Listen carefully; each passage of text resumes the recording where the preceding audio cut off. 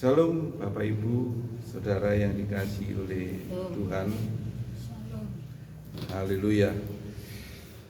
Semangat kita bersekutu memuji dan memuliakan Tuhan, dan saatnya kita merenungkan firman Tuhan yang terambil dari kitab Bamidbar atau Bilangan pasal yang ke-13.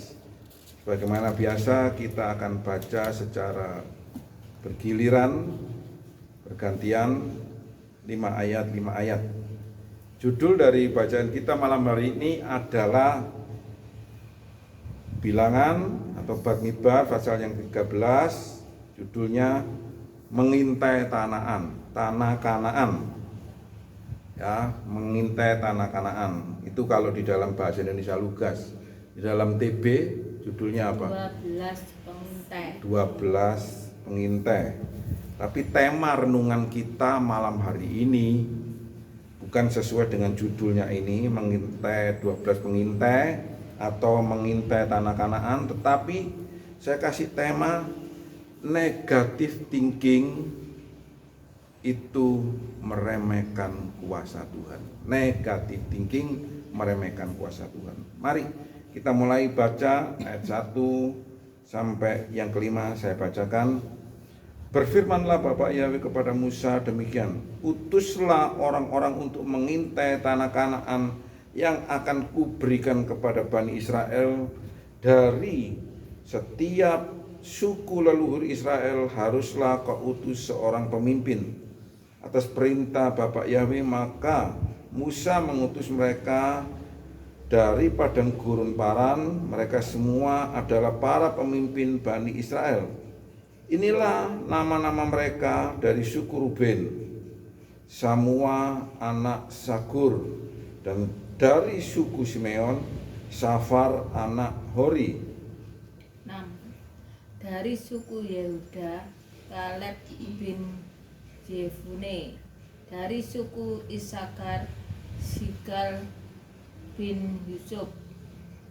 Dari suku Efraim, Yosea bin Nun.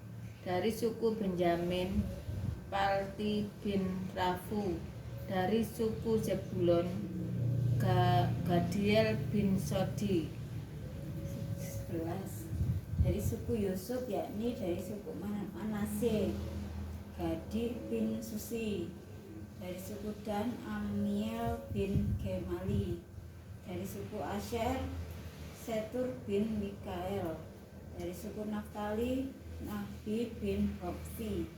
15. Dari suku Gad, Guel bin Maki. 16.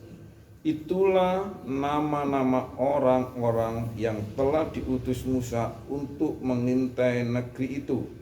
Musa memanggil Hosea anak Nun, itu Yosua. Musa mengirim mereka untuk mengintai tanah Kanaan dan berkata kepada mereka, pergilah ke Negeb dan naiklah ke sebuah bukit. Amatilah negeri itu, bagaimana keadaannya dan orang-orang yang tinggal di dalamnya. Apakah mereka kuat atau lemah, sedikit atau banyak? Bagaimana negeri yang mereka tinggali itu, apakah baik atau buruk? Dan bagaimana kota-kota yang mereka diami, apakah perkemahan atau perbentengan? Juga bagaimana tanahnya, apakah subur atau gersang, apakah banyak pohon-pohon atau tidak? Janganlah gentar hatimu, sebaliknya bawalah buah-buahan dari negeri itu, karena sekarang adalah awal dari musim panen anggur. Mereka pergi ke sana lalu mengintai negeri itu mulai dari padang gurun Sin sampai ke Rehob, ke jalan menuju ke Hamat.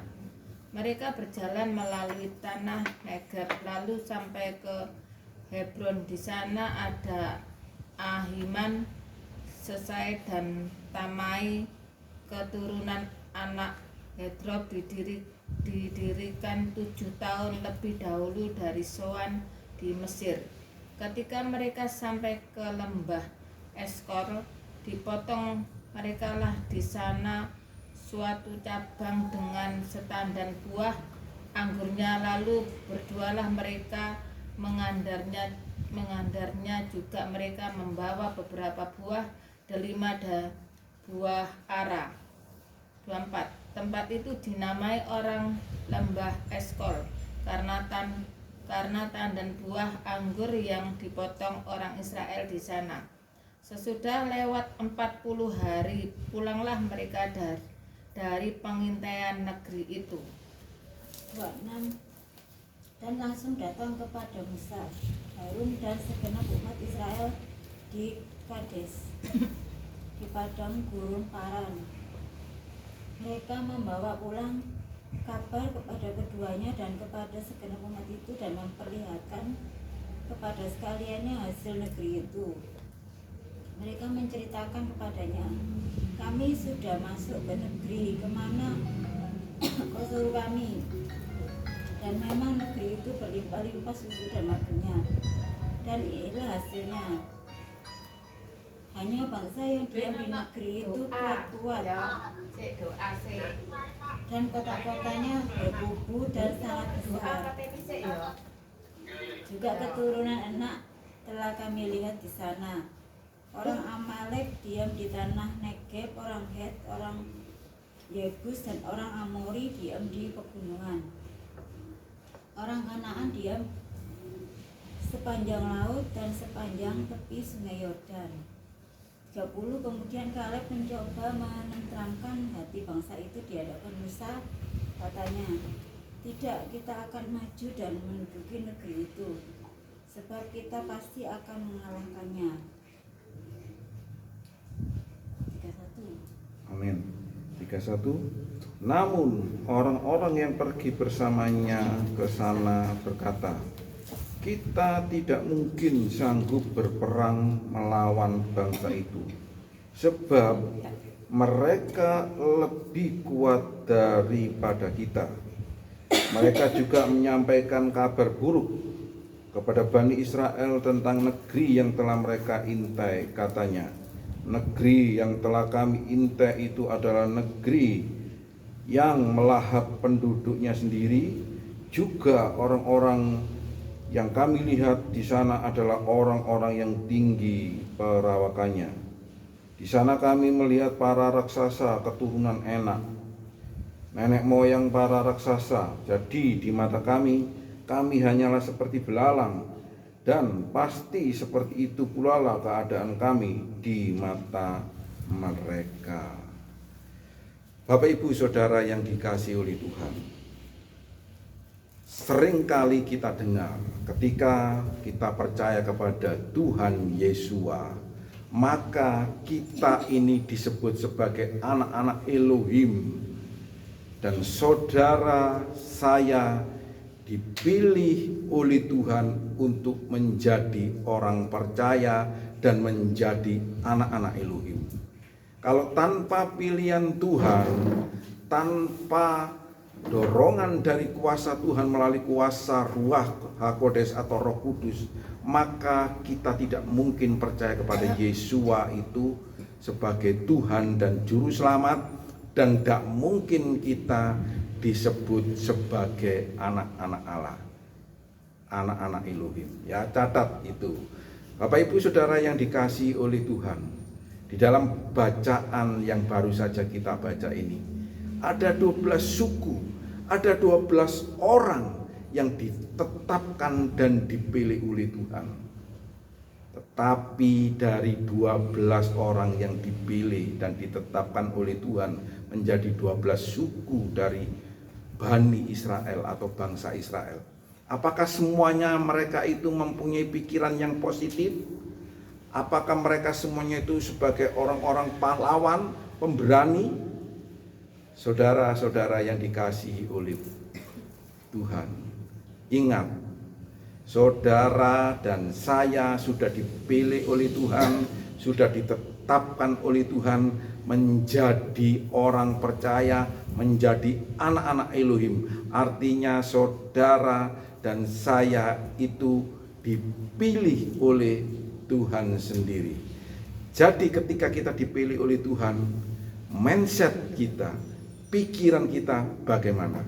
Apakah sama seperti Kaleb dan Yosua, atau seperti 10 suku yang membawa berita negatif, berita yang menakutkan?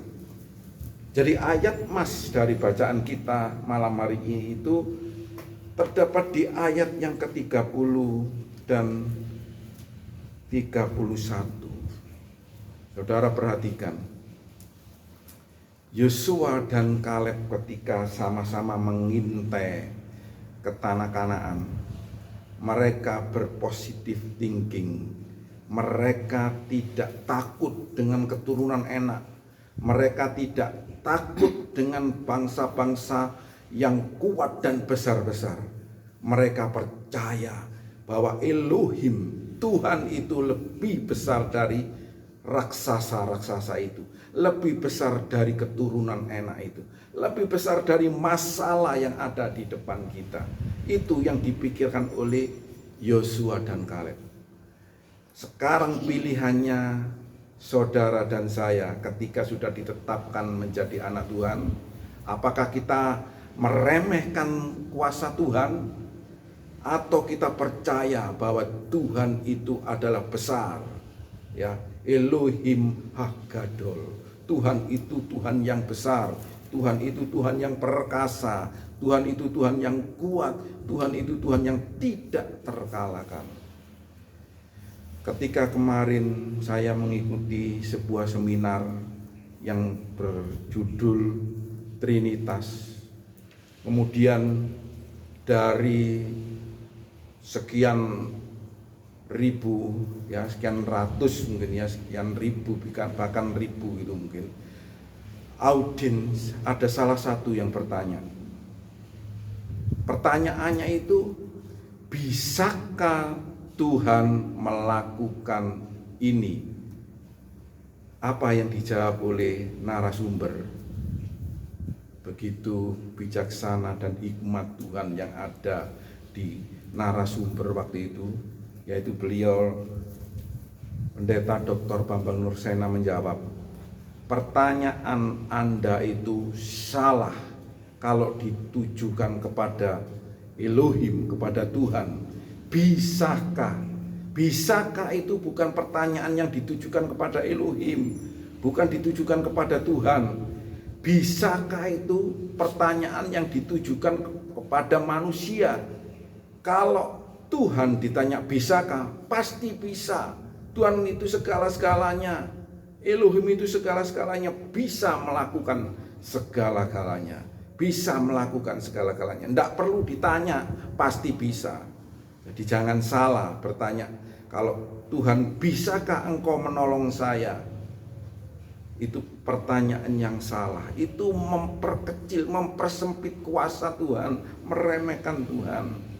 Jadi renungan kita pada malam hari ini, jangan seperti 10 suku yang meremehkan Tuhan, tetapi bawalah kalimat-kalimat yang positif, yang seperti dikatakan oleh Kaleb di dalam ayat yang ke-30, pasal 13 dan 30. Kaleb mengatakan, memenangkan bangsa itu di hadapan Tuhan dan berkata, marilah kita serang dan kuasai, sebab kita pasti sanggup merebutnya, kita pasti sanggup mengalahkannya.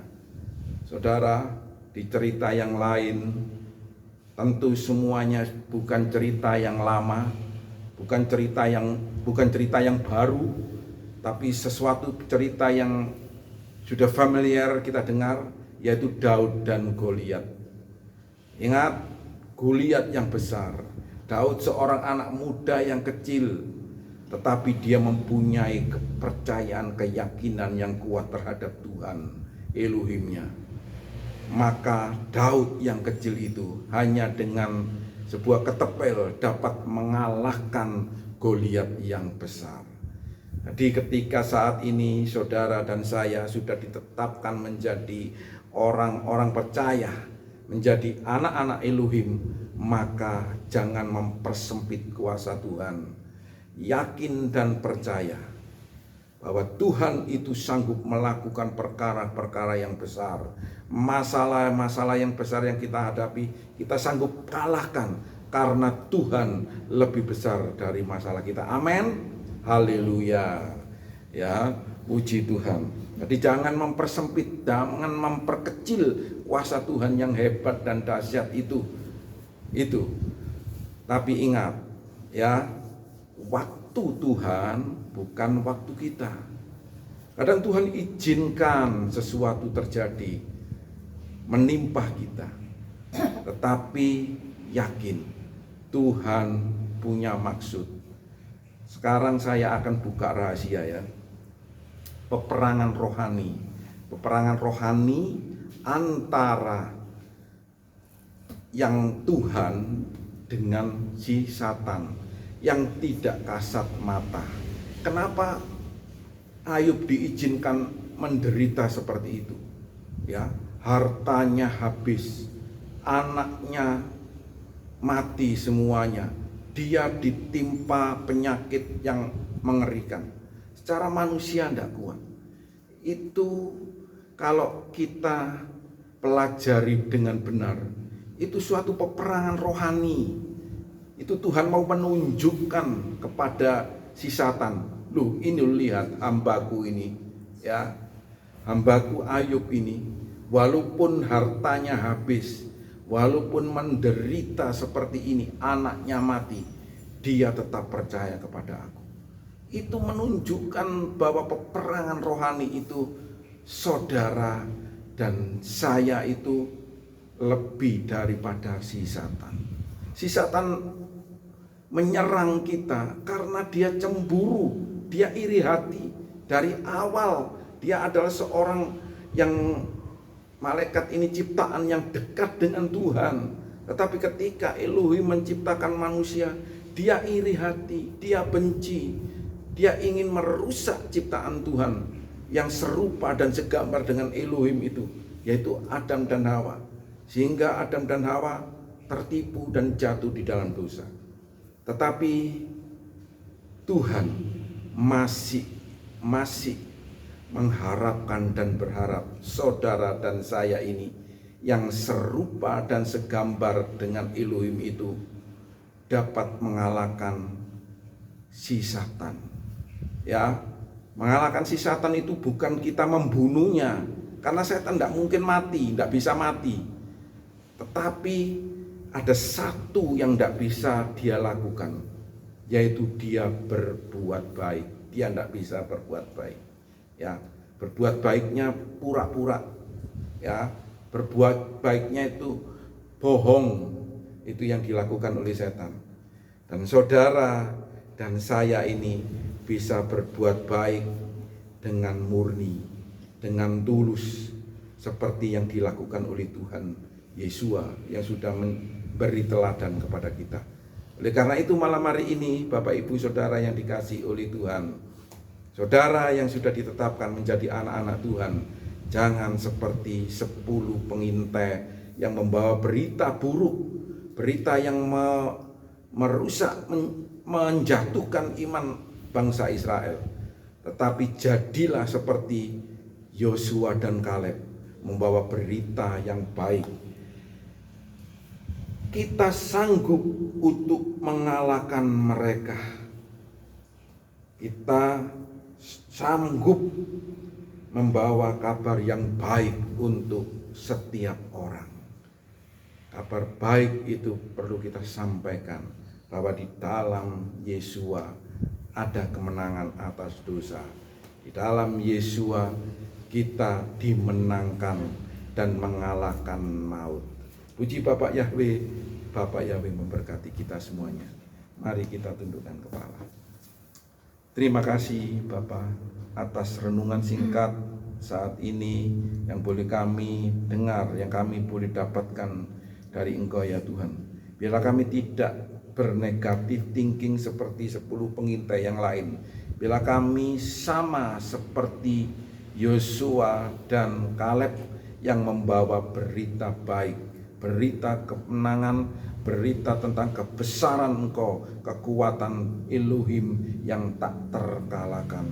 Terima kasih ya Tuhan, terima kasih ya Ruach Kodes, Engkaulah roh penolong, Roh Kudus Engkaulah kekuatan kami, yang menguatkan, yang memampukan kami, yang menolong kami dalam menghadapi kuasa-kuasa kegelapan, kuasa-kuasa si Satan yang tidak kasat mata, yang tidak kami lihat, tetapi mereka menyerang kami. Roh Kudus Engkaulah penolong dan memberi kekuatan kepada kami, memampukan kami untuk kami selalu dapat setia melayani Bapa Yahweh. Terpujilah Engkau ya Bapa, di dalam nama Tuhan dan Mesias kami yang hidup, Yesua, kami berdoa, kami mengucap syukur atas firman Tuhan. Haleluya, haleluya, amin. Kita pujikan pujian Saat ku berjalan.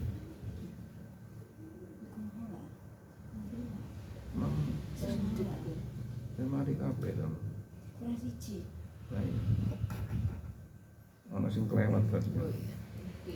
Ini Hidupku menapi firman-Mu, aku ya sing dan mujizat sertai langkahku.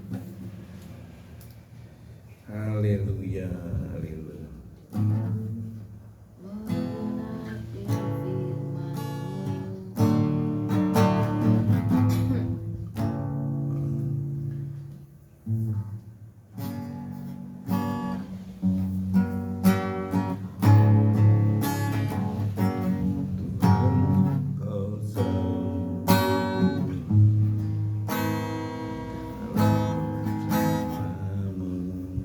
Tuhan kau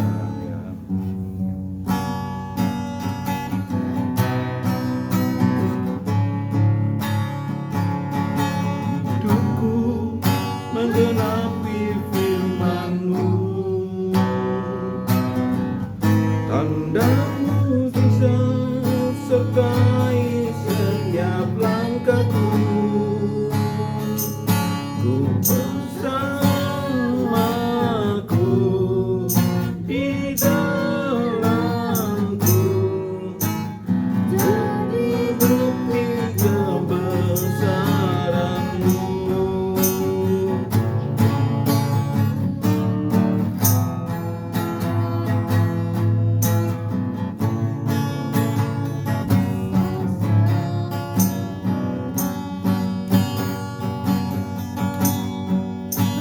Dalam rencana-Mu dan karya-Mu, ku serahkan hidupku,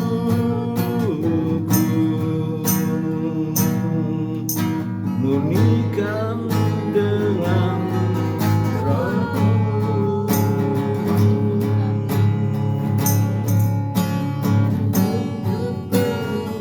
Menggenapi firman-Mu, tanda mujizat sertai setiap langkahku. Kau bersamaku di dalamku, di bukit kebesaran-Mu. Hidupku menggenapi firman-Mu, tanda mujizat sertai setiap langkahku. Kau bersamaku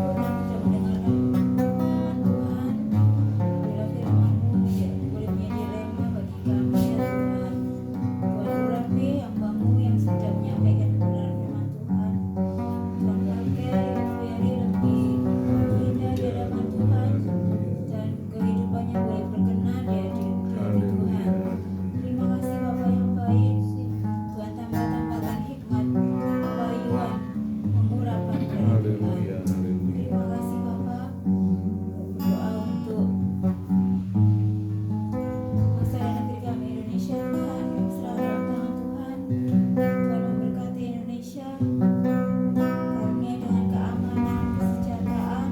Kami berdoa untuk pemimpin kami dari yang terendah sampai kepada pimpinan yang tertinggi atas bangsa ini, dan urapi mereka supaya boleh memimpin bangsa ini dengan takut akan Tuhan, dijauhkan dari segala kuasa kegelapan, keserakahan, kepentingan pribadi dan golongan, dan mereka menjalankan segala tugas dan tanggung jawab mereka dengan benar, dengan takut akan Tuhan.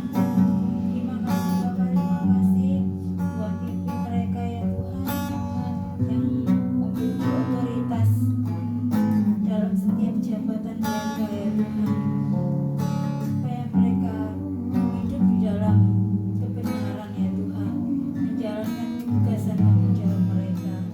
Terima kasih Bapa, Tuhan memberkati Indonesia, atmosfer negeri ini, juga Tuhan memberkati hasil tanah negeri ini ya Tuhan, baik itu tanaman untuk mencukupi kebutuhan pangan negeri ini ya Tuhan, supaya setiap warga yang ada mereka mendapatkan mengkonsumsi makanan yang sehat, mereka minum air yang sehat, sehingga tubuh mereka menjadi sehat ya Tuhan, sehingga mereka boleh mencari Tuhan, bermuliakan Tuhan, karena kebaikan Tuhan atas negeri ini, atas kehidupan setiap warga di negeri ini. Terima kasih Bapa yang baik.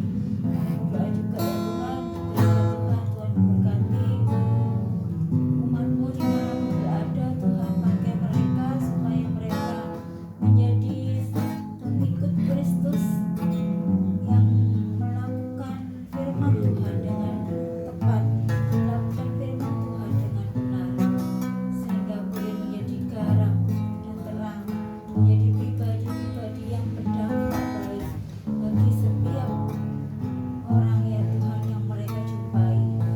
Pujilah nama Tuhan. Kami berdoa juga untuk anak-anak yang sedang sakit, Tuhan berikan kesembuhan bagi mereka yang mengalami kelemahan dalam tubuh mereka. Tuhan tolong berikan kesembuhan, pulihkan kesehatan setiap mereka yang sakit ya Tuhan. Kami berdoa Tuhan, doa-Mu yang kekurangan Tuhan cukupkan, sandang pangan papan Tuhan cukupkan. Terima kasih Bapa, kami berdoa untuk hamba-hamba-Mu dimanapun berada Tuhan, memberkati kehidupan mereka. Terima kasih Bapa yang baik, kami berdoa juga untuk keluarga kami ya Tuhan, keluarga Ngawi, keluarga yang ada di Jember, Tuhan berkati, ada di Jombang, juga di Krian, di Surabaya Tuhan,